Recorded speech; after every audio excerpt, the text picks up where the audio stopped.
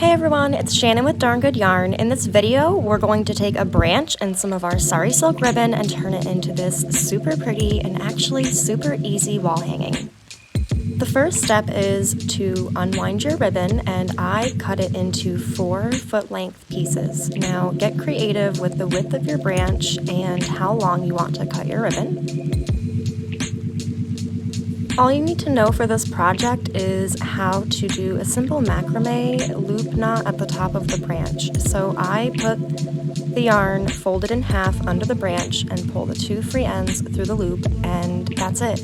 That's all you need to know.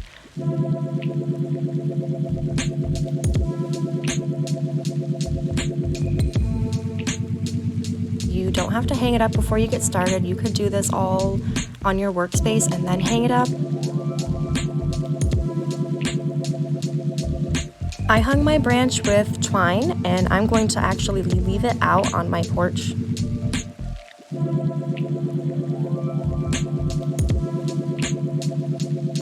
You can see how the wind carries the ribbons, and I get tons of compliments on it. I'm super happy with how it turned out. If you try this, please let me know. I love seeing everyone's DGY creations, and as always, thank you for watching and stay crafty!